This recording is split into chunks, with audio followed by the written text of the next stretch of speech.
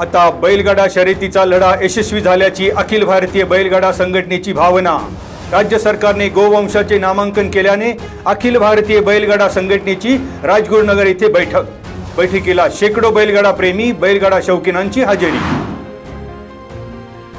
रस्त्याच्या कामाचे बिल अदा होत नसल्याने त्रासलेल्या ठेकेदाराने दिला आत्महत्येचा इशारा। ग्रामपंचायत शिवे आणि पंचायत समितीशी पत्रव्यवहार करूनही बिल काढण्यास प्रशासनाकडून वेळ काढूपणा। ठेकेदाराचा ग्रामपंचायतीच्या कारभारावर गंभीर आरोप। तांत्रिक मुद्द्याचा आधार घेत ठेकेदाराला बिलासाठी मारावे लागतात हेलपाटे।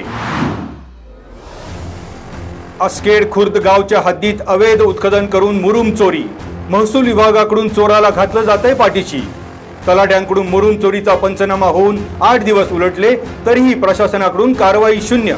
मुरुम चोराला प्रशासनाकडून अभय मिळत असल्याचा स्थानिक ग्रामस्थांचा गंभीर आरोप।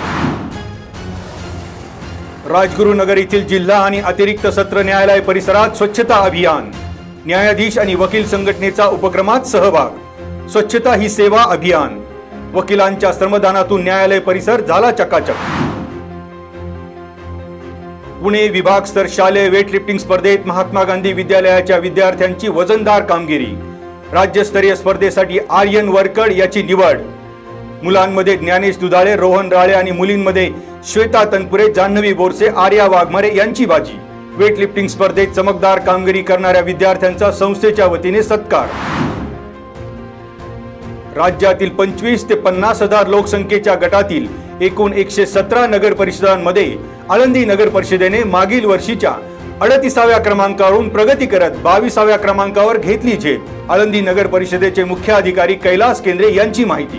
राज्य शासनाद्वारे एप्रिल 2023 ते मार्च 2024च्या कालावधीत पृथ्वी, वायू, जल, अग्नी, आकाश या पंचतत्वावर आधारित माझी वसुंधरा। आळंदी येथे 19 वर्षीय हर्ष भोसले या विद्यार्थ्याची बुलेट चोरट्यांनी लांबवली। चोरट्यांना आता बुलेटचा मोह। बुलेट चोरीचं प्रमाण वाढतंय। आळंदी पोलीस ठाण्यात बुलेट चोरीचा गुन्हा दाखल। रिक्षा वळवताना धक्का लागल्याच्या कारणावरून खराबवाडी येथे रिक्षा चालकाला बेदम मारहाण। बाळा जोगदाणे आणि त्याच्या साथीदारांवर महाळुंगे MIDC पोलिसात गुन्हा दाखल। पोलिसात तक्रार केली तर जिवंत सोडणार नाही म्हणून दिली धमकी।